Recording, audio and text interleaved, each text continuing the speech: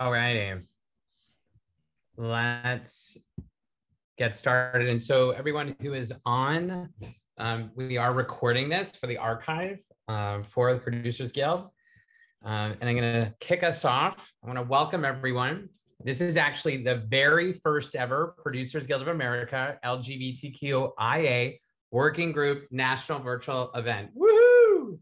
The group was only formed 4 months ago, and I am proud to say that I am one of the amazing co-leads of this working group, along with Meredith McKay and Brendan Mason. My name is Damian Pelliccioni. My pronouns are they, them, and I also want to take a moment to acknowledge the native lands that I'm broadcasting from here in Los Angeles and the tribes that brought us here, Chumash, Kizi, and Tongva. I'd like to read just the mission statement of our group.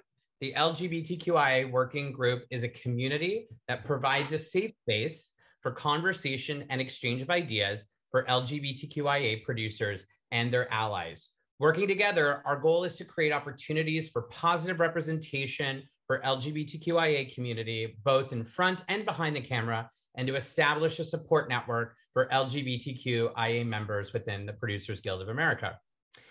Before we get started, I want to welcome everyone who's watching at home from across the country, both Producers Guild of America members and industry folks who are tuning in to join this amazing panel. If you are a member of the Producers Guild and you want to get involved with the LGBTQIA Working Group, please contact Diana White, whose email after I'm done will drop in the chat. Our next LGBTQIA National Working Group meeting will be on Thursday, April 14th. At 5 p.m. Pacific and 8 p.m. Eastern, and we encourage all the folks in this meeting who are members who'd like to join the group to join that meeting. And if you are not a member of the Producers Guild and you want to join the party, we highly recommend that you do. I will also be adding a link for the PGA's website on how to join the guild. And of course, myself and a whole bunch of other folks like Brendan and Meredith can endorse you as members. We're looking for more folks to join all the time. We do have an East Coast LGBTQI Working Group meetup being planned in New York City at Henrietta Hudson's in May. Dates and times are TBD, but keep checking back for more details. Meredith will be leading this fabulous mixer. And our next big event in Los Angeles will be at the Produced By Conference in June. Yes, that's right, Pride Month. We are still working on programming and we'll announce our panel very soon. We need your help to get folks to show support and attend our panel at the conference. We need 220 folks to join us. So make sure that you all sign up and attend our panel. Also dropping the link in the conference to the chat right after I'm done. Now, without further ado, I have the honor of introducing our amazing moderator who jumped into this very last minute, and I appreciate her and all the hard work that she's done. Rain Valdez is an actor, writer, and producer who made history as the first Filipino-American transgender woman to be nominated for a Primetime Emmy in an acting category for her lead role in her series, Razor Tongue. Rain is the founder of ActNOW, the only LGBTQ acting class in Los Angeles, and she is the Trailblazer Award recipient at the 2021 Outfest Legacy Awards. So without further ado, please welcome Rain Valdez. Yay! Hi. Thank you, Damian. I appreciate that introduction. Wow, I'm so excited to be here on Transgender Day of Visibility. Thank you all so much. Thank you to the LGBTQIA Working Group who helped organize this event. Damian, Valerie, Meredith, Brendan, Pamela, and LaShawn, thank you so much. And thank you all to the PGA members for showing up and prioritizing this wonderful panel that is a group of amazing people that I admire, that inspire me, and that I consider as friends. So when I was asked to do this, it was sort of a no-brainer. I thought that it would be a really fun and, you know, eye-opening conversation. So I'd love to just have everyone on the panel just kind of introduce themselves. And then we can get started. So Sam, if you don't mind getting started, since I haven't spoken to you in a while. Sure. Hi, I'm so glad to be here. Thank you for inviting me, and I'm glad to see all your faces. My name is Sam Fader. I'm a writer and director. I recently made the film called Disclosure, and it's about the history of trans representation in film and TV. It's on Netflix, for better or for worse. And I'm now doing more writing and directing for scripted TV and film. So those are my headlines. I'm very happy to be here. That's amazing. Scott? Hi, everybody. And thank you also for having me. I am an actor and a producer. I say I'm an actor with really good timing. I got to be the first out trans actor in daytime television and the first out trans man to earn an Emmy nomination for acting, but I maintain that was only a matter of timing. My work as an educator on trans issues, which I've been doing professionally for my entire adult life as my day job, put me in the position to educate the business of Hollywood on trans inclusion, which is what got me into being a consultant first. I'm a consultant on Euphoria and several other properties, and that is what has now led me to become a producer. And I have a movie coming out with Blumhouse at the end of the year. And, every step of the way, it was cis people who were willing to take a risk and do what seemed obvious to them that brought me here. So I want to thank everybody who's here doing that and open to doing that even more. Thank you. Aitch? Hi, I'm Aitch Alberto. I am a writer-director of the upcoming film Aristotle and Dante Discover the Secrets of the Universe. I was also included in this year's Variety 10 Directors to Watch, and I think I was the first trans director on that list. So hopefully not the last. And I'm extremely excited to be here in the company of you all who I've admired for so long. So thank you. Thank you. Angelica? What's up, everybody? It's Angelica Ross. Some of you know me from the FX hit series Pose or American Horror Story, but also maybe you didn't know that your girl's an executive producer too with the Emmy-nominated web series King Esther that garnered us 4 daytime Emmy nominations. But also, I'm excited to be having this conversation and talking about trans producers because, I'm also going to be working in collaboration with Rain Valdez, our moderator here, on producing together and bringing to light her Emmy-nominated series, Razor Tongue, for season 2. So I'm glad to be here and having this conversation and ready to get into it with you. Amazing. Yes, and we're definitely going to get into it. So something that I've been thinking about since I just, I was asked to join this panel was who I was when I first started versus who I am now, which seems like an eternity ago because we've all grew up in this industry together and separately through different paths. So I just wanted to ask what you thought your career was or what you thought Hollywood was when you first started versus what you think of it now and what those differences are. And does it track? Is there gaps? Was there a step that fell out of place or just wasn't there and you were trying to figure out how to get to the next step? I'm going to start with Angelica on that one. Yes. Okay. So, there have been a lot of changes, like you say, from when we first entered into this industry till now. And, I think when I first thought about Hollywood, because I had dreams of being a Hollywood actor when I was very, very young, a child. And honestly, I remember a moment when I came out of the military and they gave me a ticket to go one place. And that one place I chose was Los Angeles. And things did not work out because Los Angeles is a rough place, when you're the first moving there, especially as a queer or trans person, like finding resources. When you're talking about an environment, a social environment in a world where, just being trans in general and queer in the general public is hard. Talking about getting into Hollywood, it's quite interesting. I thought that Hollywood was this sort of I thought that Hollywood was this liberal space where our where they made the stories that changed our hearts and minds. You go to a theater or watch something, and you would know that at least Hollywood was on the side of telling stories that would change. You always thought that Hollywood was ahead of the general population as far as like what's cool and what's acceptable. And then you sort of get inside and you realize that it's not just old white people, because it is. I mean, it's a lot of old white people in there, but it's not just old white people who are controlling the narratives.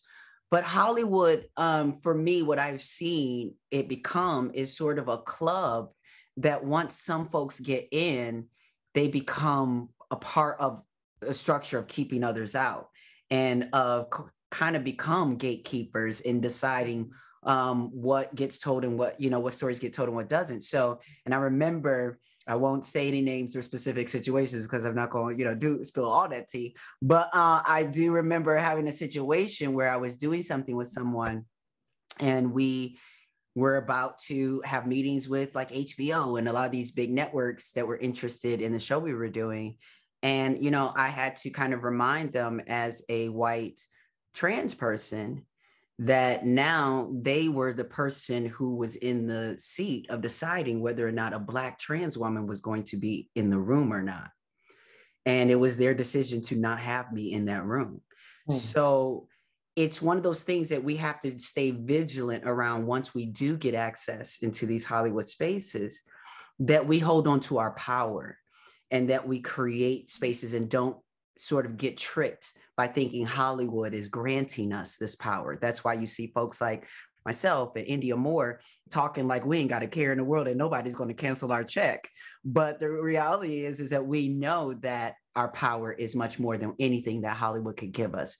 So even though I think a lot has changed in the industry, I've sort of recognized that some things haven't changed and might not change, and might be up to me to create an alternative. Yeah, 100%.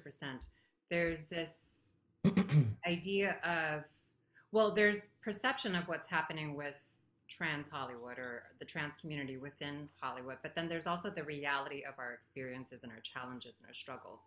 And I always find with my experiences, the perceptions and the reality doesn't always line up. And I don't know if it ever will most of the time, but sometimes I get surprised.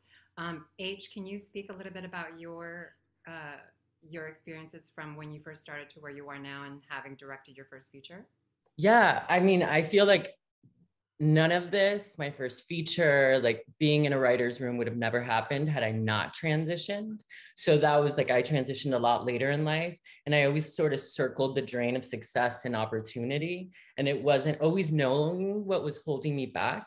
And it wasn't till I stepped through that I was open to like abundance, both creatively, personally, and like every form of that. And I think we could all relate to that, right? But yeah, I think for so long, like the dream of Hollywood and how we mystify it and how people still do is very different than the reality of what it is once you're here. And for me, like being in these rooms and going on general meetings with networks and producers, a lot of the conversation was around my gender, my transition experience, and what that journey was. And for so long, I sort of like felt bad about that. But the way I frame it for myself to make it easier on me is that if I do it, if I have to hold these people's hands and educate, the girl behind me won't. So it's fighting the good fight without having like a martyr perception, with us being visible and in the rooms to create the change that we want to see. I love that. Yeah. You touched on something that I noted as a follow-up question is the, what doors open versus what still are closed. So Sam, let's start with you, since, you worked on Disclosure for years and years and years before it got to Netflix. And so you have you're at a place now that it's been a few years since Disclosure has been out into the world. So what was that journey like for you? And what are those doors that might have opened? And might have are still closed? I mean, I never had my eye on Hollywood. It was never my goal. I'm still not sure that it is. It really happened by chance. You know, when I started making Disclosure, everyone said Laverne would be the perfect partner, but it is not in my temperament to reach out in that way. She ended up coming to us. Like all those things happened very organically. And so I found myself here, but I don't think had I wanted to be here that I would have made Disclosure, right? Like, I'm not sure that's what you do when you want to be part of that, right? You don't critique and, you know, criticize the whole system. But I'm here and that's interesting. I haven't gotten paid yet though. So there's that whole part, which I think everyone probably can relate to. There's a lot of free work. It's almost like you're expected to do more free work once you've had a little success, right? Netflix paid us half of what it costs to make Disclosure, which I think is really important to talk about. And I talked to a lot of producers about that and how I think the more honest and transparent we all are about what we're being paid, the less they can get away with. Disclosure did really well for Netflix, and it's still baffling how little they paid us for it. You know, so the doors that are closed are still making a living wage, but the doors that have opened I have a team. I mean, I never, you know, I don't really even come from a family, so I don't really, you know, I have obviously people had sex and birthed me, but I don't have a relationship with many people in my family. That's not my experience. And having a team, having a manager and an agent, it's been wonderful, like on so many levels. Like, yes, they've helped me figure out how to get opportunity, but they're just a support system that I've never had before. That's just given me more confidence, which, you know, I'm in my late 40s and I feel like, oh, I have a type of confidence that I've never had before because I have support.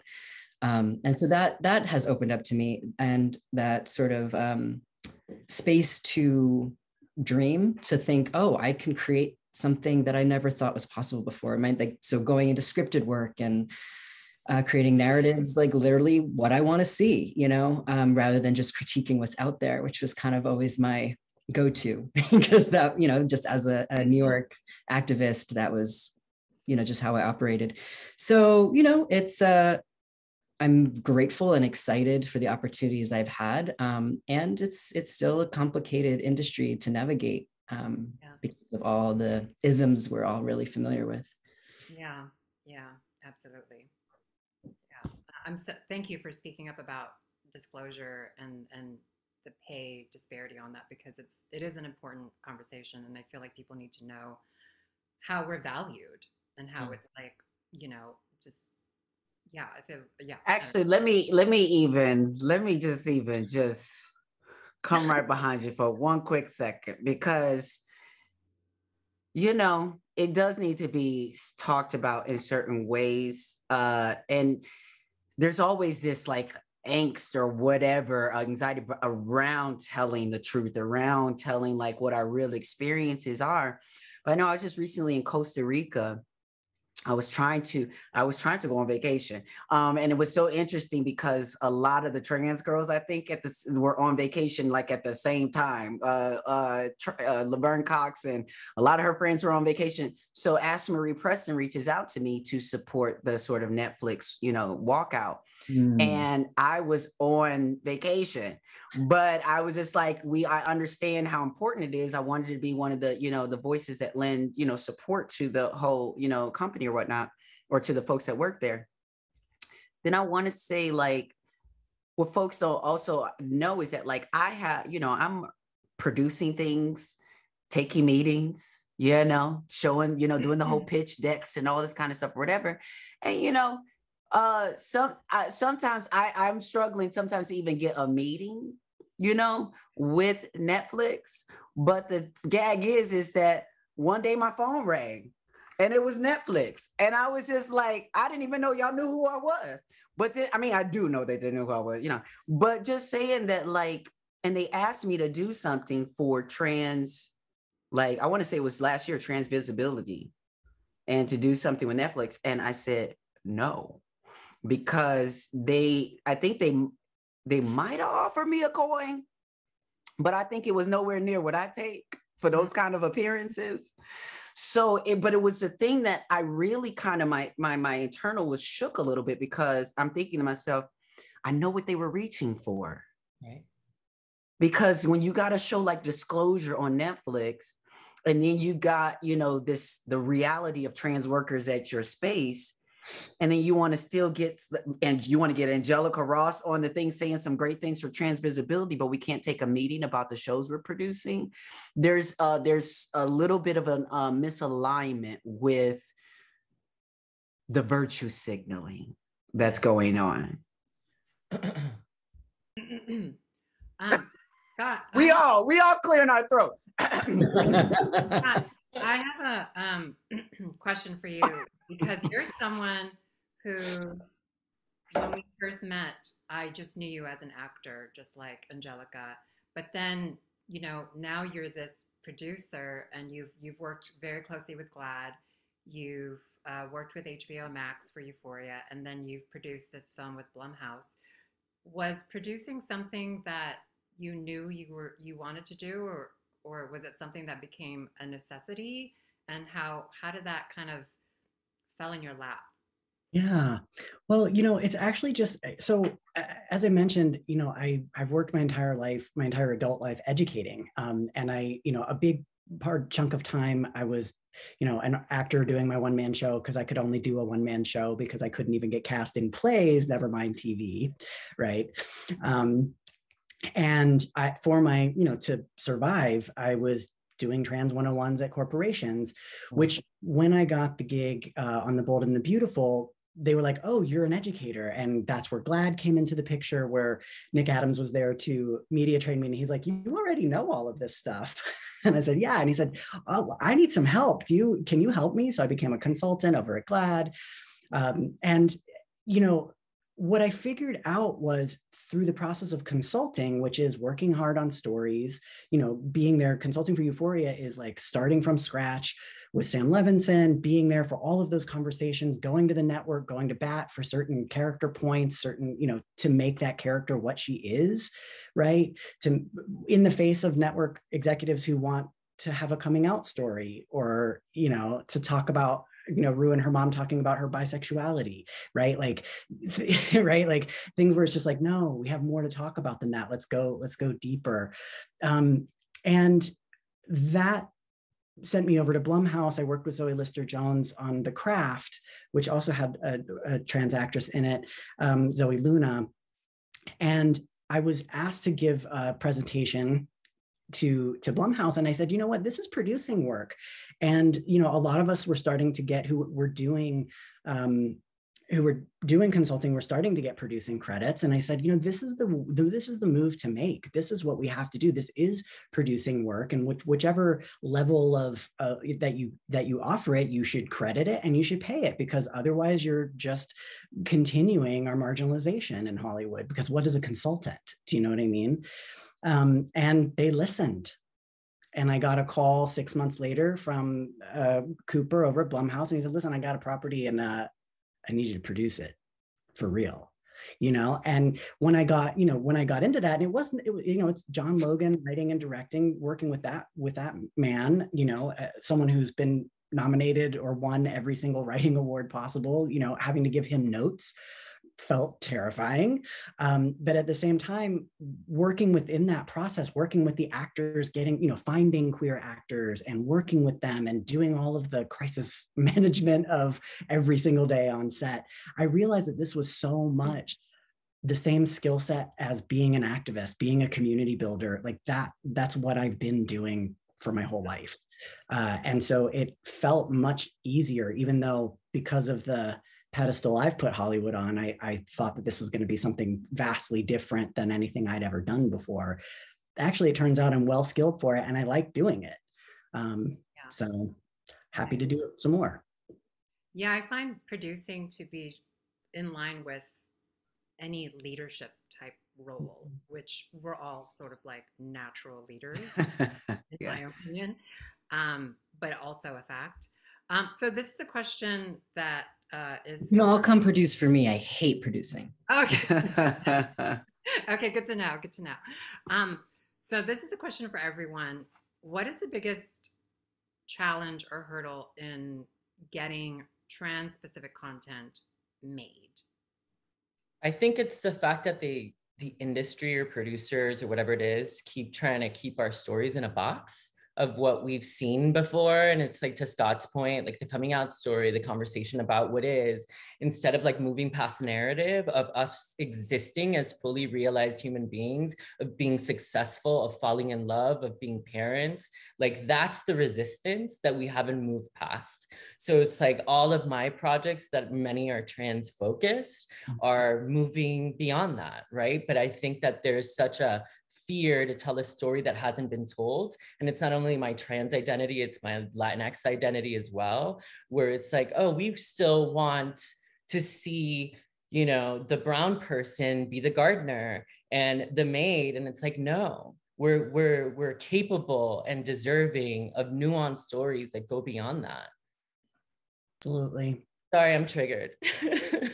Girl, you said it. Yeah, I mean, you said it all. I mean, that's pretty much that. I know that I've been in a few works and pitch meetings with, you know, various networks, and I have a show that I'll just, you know, call it, but I have a docu follow series that we have created that really follows a lot of Black and brown, queer, and trans folks, not only in the ballroom scene, but those who have sort of advanced beyond the ballroom scene. Because one thing about Pose that it talks about is the fact that the ballroom scene was created so that folks could experience, or just at least grace, the resemblance of success in a certain category. So if the realness of being like a military person or even a model, you know, runway categories, it's all about, well, if the world wasn't so transphobic or whatever, I would actually be a model or have this opportunity. Well, some of the people on this show that we follow have actually transcended those barriers and are in either mainstream television shows, or some who have opened up restaurants and are raising family.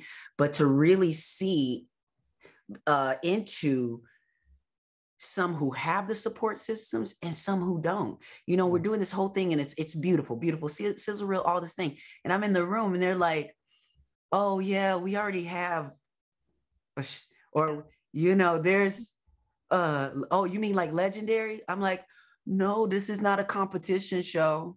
Yeah. This is not a Vogan show. You know, they're not doing any of that. And I just am baffled because I never seem to hear someone say, gee, we have too many white coming of age stories. We should not make another one. Right. I never hear that conversation, but I do always hear the conversation around, oh, we just did.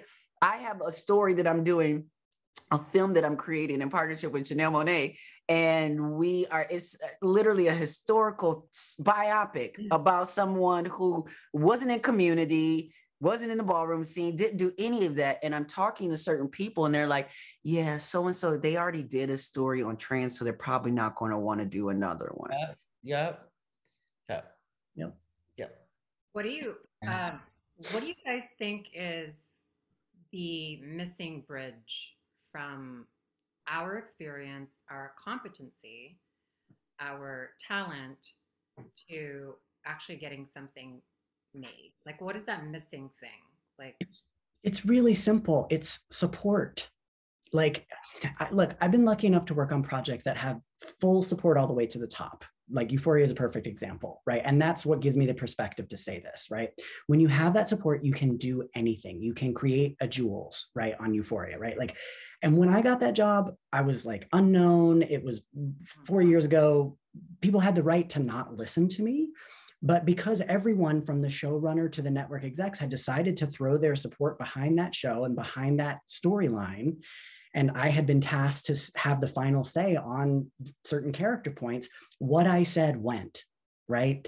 And, you know, then I've also worked with equally powerful people who are not, you know, powerful in Hollywood terms, right? Who are not used to being told no, who did decide of their own volition to get behind trans content coming from trans artists, deep trans, like too trans stuff, right? As they would say. And I'm thinking of one person in particular who have taken 2 different projects out with now. After the last one got shot down, because everybody already had a trans project, right? He called me and he said, wow, this trans discrimination thing is like really real.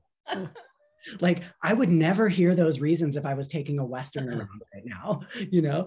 And so the transness of the project, like I can say, because it has been confirmed by a cis heterosexual white man in Hollywood, okay, that the transness of the project, whether it's in the content or who you want to hire to make it, is a legitimate obstacle to this. It is simply people removing that obstacle simply, you know what I mean, right? Like that's what has to happen. That's it. It's not complicated.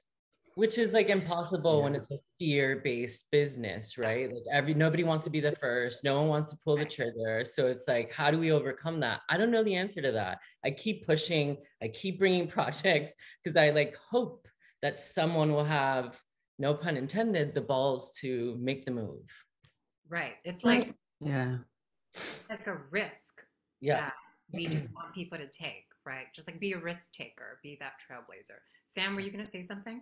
Yeah, I mean, we all know how it's so hard to get anything made, right? It's so hard to get a movie, to get a meeting, right? It's hard to get in the room. It's hard to get, that is hard, that we are not an exception to the rule, right? It is hard to sell anything, and it's so hard. And there's so many limitations on our stories, like Aitch talked about, right? And then fancy producers bringing me really offensive scripts, right? But they're fancy. They're fancy producers, but they don't mean it, honestly. It's just ignorance, right? Because they heard trans stuff. They got to get a trans director. They think this is the moment. They might even be coming from like a place of wanting to make the world better.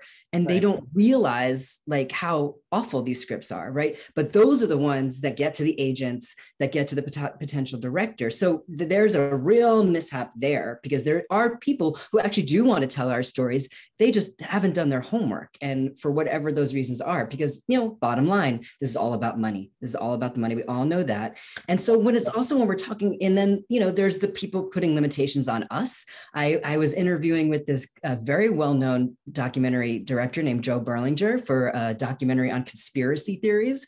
It was nice, had nothing to do with transness. I was like, good, I could take a break from that for a minute. And all he asked me was, well, how are you going to do with interviewing people who are different than you? And I was like, that's fine. That's my job. Well, and he goes, they won't have gender issues. And I was like, well, first of all, everybody has gender issues, but okay, you see me, I'm a gender issue to you. That's what you're seeing. So like, there was like, wow, okay, this is this dude who's worked for a really long time on really good work. And that was the end of our conversation, because I got a little triggered. And then, then there's again, the bottom line of like, you have to be a really good writer to get something seen by the right people. And by choice or circumstance, trans people and all marginalized people have not had the same access to opportunities, right? To learn the skills.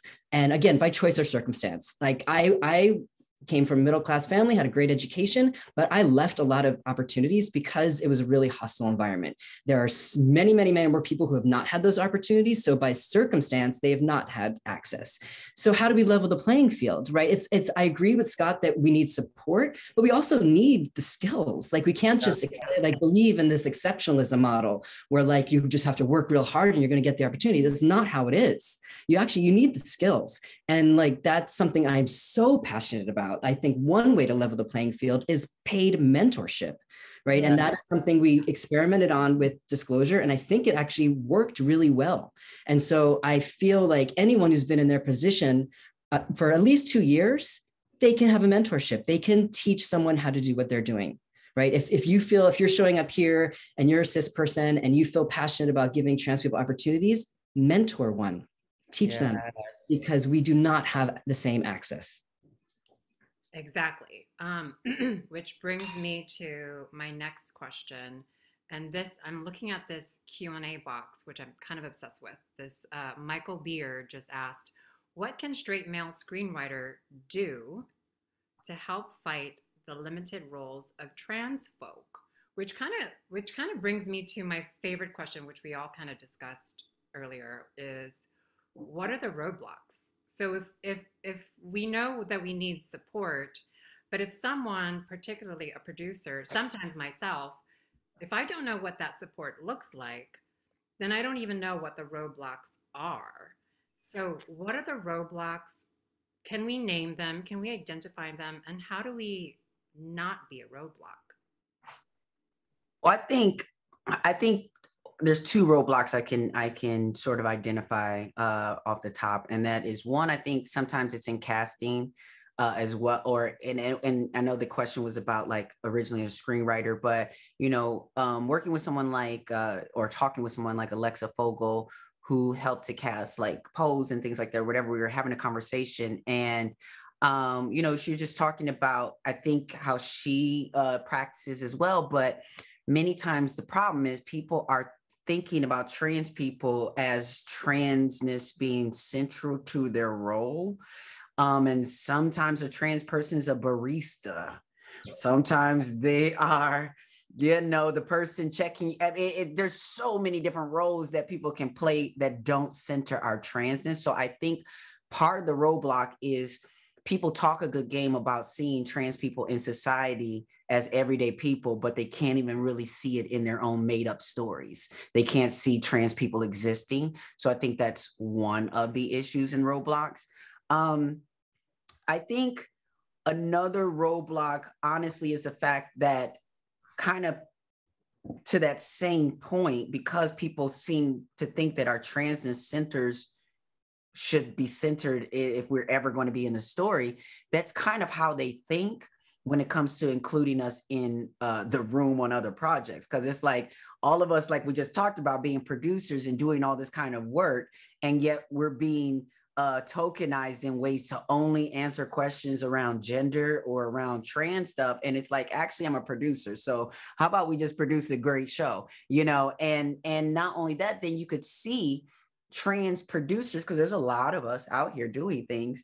Even if you brought some of us on that have been doing stuff in Hollywood as, co-producers, consulting produce, all the levels of producing on regular things that have nothing to do with trans, then we can turn around and show our resume to people that don't just have trans stuff on it. But I think sometimes we're only being seen as trans experts because that seems to be the only place that people will validate our experience, when we have so much more to offer to the table. That's so exhausting. Well, it's a reflection of the rest of life. The way that the political situation in our culture is mind-bogglingly horrible right now, and being trans is considered an issue. It's only a problem in the world. So of course it is in everyone's mind. That's how we're set up for it. And so I think if having mindfulness, I mean, everyone on this call, we all have to start where we are with what we have, right? And so having mindfulness, if you catch yourself thinking about a person's, like, where they're going to use the bathroom, or about their gender identity as the thing that you're thinking about, having awareness and going, wondering something else about what that person, I wonder what their aesthetic is, right? Like, that's one way. Those are the small actionable steps toward, solving this huge problem that is truly, like, so huge, right? But also what you're saying too is like, why not those same people that we're talking about? Why not cut your fee or volunteer to be a part, like, especially those who are watching today on, this thing, that have been on all levels of producing. What kind of goodwill can you do by joining as a producer onto and being someone who can actually discover new trans projects out there, and offering yourself to this project, not to center yourself in your experience, but to offer yourself as a resource. That's another way to not be a roadblock, is to actually offer yourself on other projects that you aren't centered in. And trust too, right? Us not being not checking a box for these people. It's like, oh, look how cool I am. Look at this project, look at this creator that I'm bringing into the room, how progressive I am, but like really like standing behind that. And that, I think, is trust in the creative that you're bringing into the room, not just their identity. So, yeah. Yeah, absolutely. Yeah.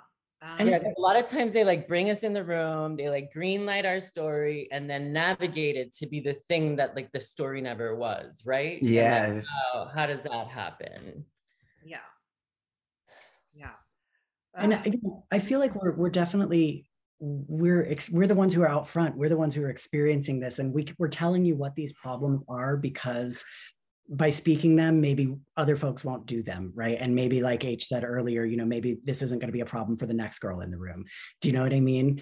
At the same time, I do want to represent that so many people are doing such good work. There's an organization called the Film Path, and these are folks who are in IATSE, who are reaching out to try and get folks who haven't made it into the union yet, who are of marginalized identities. They are mentoring. They are taking their, like, who has time in IATSE? They are taking their time to make sure that folks get the skills that they need and helping them navigate the unionization process so that they can have those jobs, right?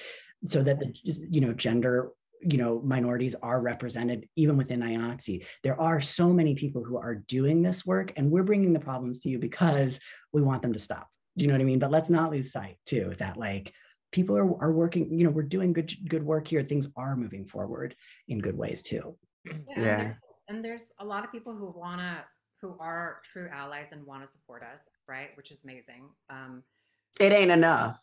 It ain't exactly. It ain't enough. There's not enough of our stories out there. We know that. Is there a pipeline? Because we're talking about actionable items, and we're talking about now, having us in spaces and having a seat at the table, not just in trans specific content. Is there a pipeline for trans producers to thrive and blossom in other projects that it's not? I'm so glad you asked that question, Rain. Right now, this weekend, going on right now is the Trans Tech Summit. And it's something that I founded Trans Tech in 2014 as an organization. And we started, I started because I was working for a nonprofit in an employment sector that really was marginalizing our people and telling me that tech was over the heads of the community that we were serving. And I just knew that to not be true because trans people had tech on lock for a long time back in the AOL days. But they thought that tech was over our heads. So we now have a virtual summit that does all kinds of skills from coding. But when I say tech, when I first started Trans Tech, I think the conversation was very elitist into coding and, just an elite conversation on technology. But when I say tech, I also mean camera operation. I mean the sounds and the lights and audio engineering and all these things that Hollywood relies on. So we currently have workshops of people who do all kinds of those things, giving those workshops all weekend so that they can have the skills. Because again, like Scott's saying, like Sam's saying, none of us are looking for a handout.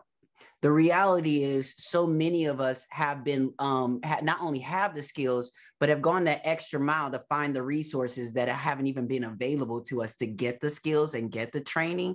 But we're creating even more avenues to create that kind of training. And so, because I know that Rain and I have made a commitment with, say, for instance, Razor Tongue, which is her Emmy-nominated series. I'm coming on as executive producer for season 2. And we have made a commitment to not only obviously have a great trans cast, but to have trans people in the crew, working on the crew. And again, not just people who need a opportunity. These are people who have resumes at being a director of photography and doing these certain things. But what will be even great is connecting these ideas and so, like Scott was saying earlier, and creating these sort of mentorship pipelines where maybe we can get space to do our own stories, right? We got Razor Tongue here, but it would be great to see Martin Scorsese or I'm just making up some names, Ava DuVernay, whoever, but as mentors to each of these people in these positions, helping them as they're working on real content. And I think this is something that the DGA, the PGA, the WGA, the NBA, I mean, that probably ain't one of them, but like, I think that all of them can find a space in here to connect with organizations like Trans Tech. And the reason why I say, specifically say this, not just because it's my organization, but because it's Black and trans led. Even not just by me, but our leadership there are led by E.C. Pizarro, who's a Black trans man and is the executive director there, but also even the program coordinators.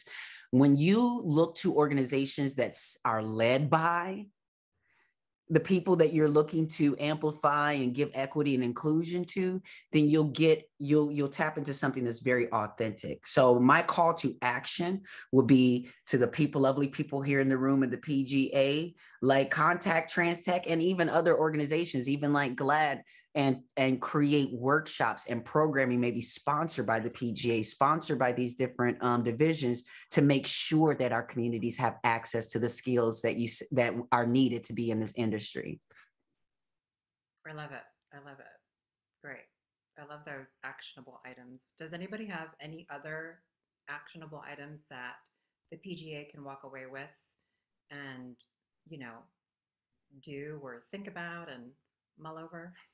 I think also it's lending your skills. I'm working on an independent film right now that's struggling because it couldn't get money. It was too trans to get funded. It's too trans, blah, blah, blah, right? And it's like the cis folks who do have these jobs, who do have these skills, I've just taken, rather than trying to like tap my community and ask them to do more work, I'm going to you and I'm saying, can you help me with this? Like, can you please put your skill on this? I need an editor. I need a sound final mix. Do you know what I mean? Like, I need these things, and not as a charity thing, but as a like, you can help, if you want to put something towards a project, if you want more trans content out there, you can actually do that. So make it your volunteer, right? And yes, teach people while you're doing it. Have someone shadow you, do that, do that work. But it really does take actually doing the work and actually being, not only a mentor, but someone who contributes to trans success.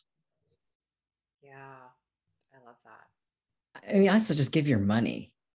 Yes. Yeah. I mean, that too. Yeah, please. It's like, that is always the first thing if you can do it. Listen, we need a check right now for Rain Valdez season 2 of Raise a Tongue. Anybody want to be come a producer on that and give us some money? We got some great stars. Me, I'm on it too. Rain is on it. Candace Kane, Scott's in it. Like, Yes, I feel like this is a group of people who knows exactly what to do with money. So please don't hesitate to give us your money. Okay, so going back to what Angelica touched on, what are you guys working on now, or what project are you wanting to see like made, and what's your like heart's biggest desire right now?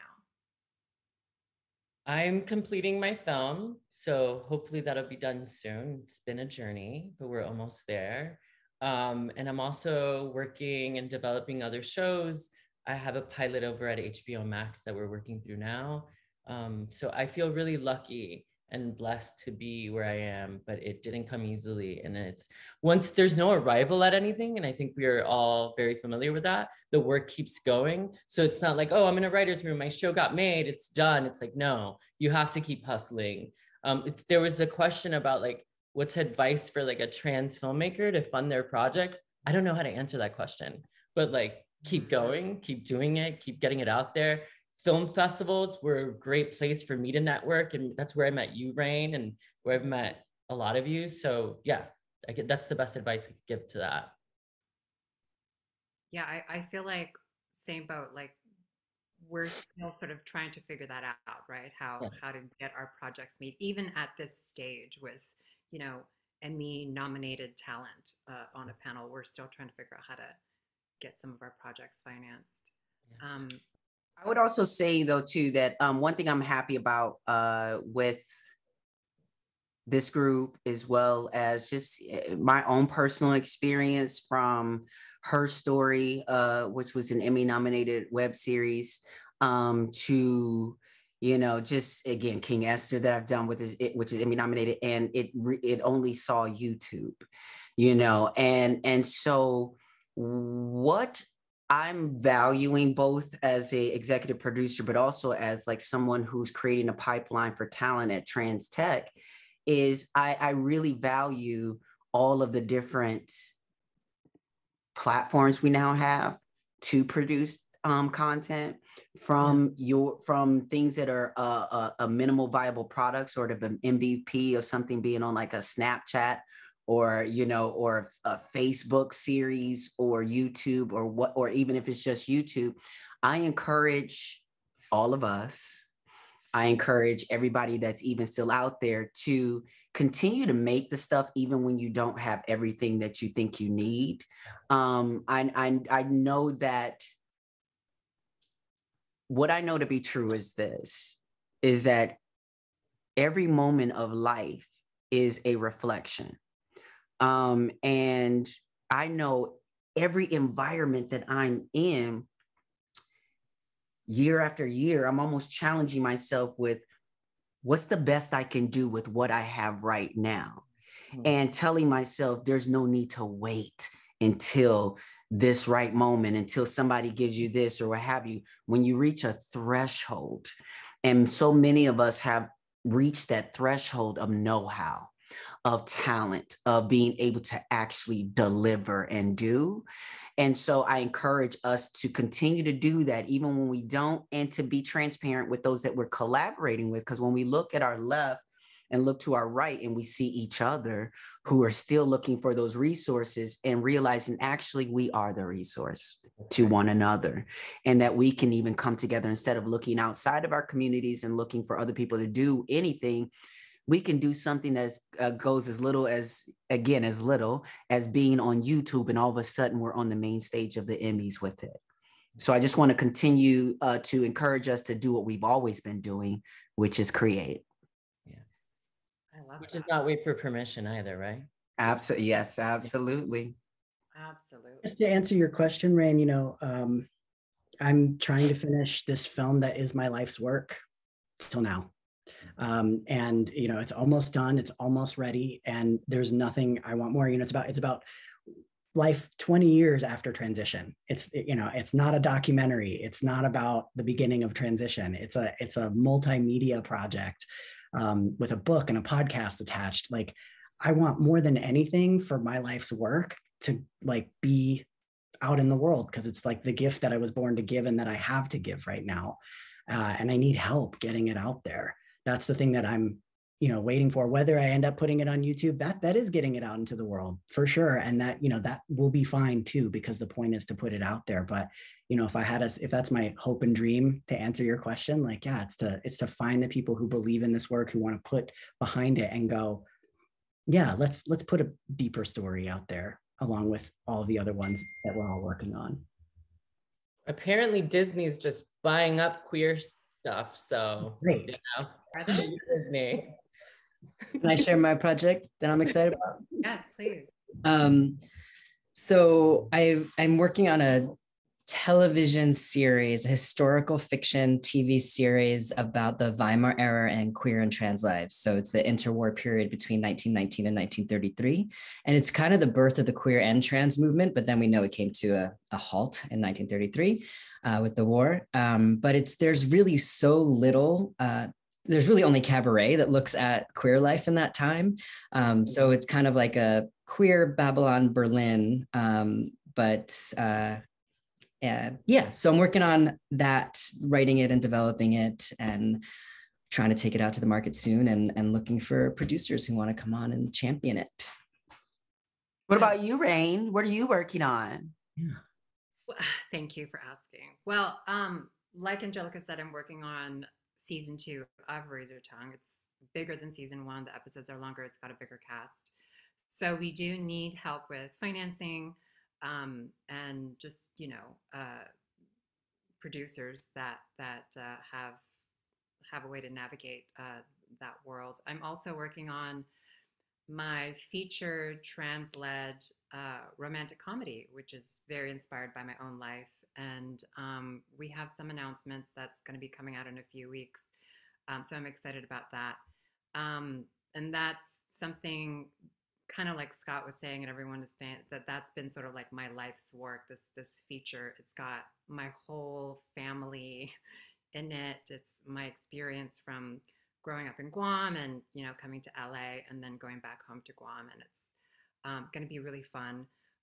So yeah, those are the things that I'm really, really focused on right now. So thank you for asking. Yes. Yeah. Very cool. So we only have a few minutes left. Is there any questions from the audience that we want to get to? Or if so, you can drop it in the Q&A. I just want to point out, you know, listen, when you listen, I'm just going to say this. I'm not going to name no names in those situations, but listen, when you hire, let's say, anybody from the LGBTQIA community, please know that that one person does not check all the boxes and cannot speak for all of the intersections of the community. Unless you're talking about a lesbian Black trans woman that's a, you know, I mean, you know, a pansexual Black trans woman that's also, you know, all these different things. But just meaning to say that, like, sometimes we have white, queer, cis het men who are maybe taking up space, you know, in Hollywood, but they're still men.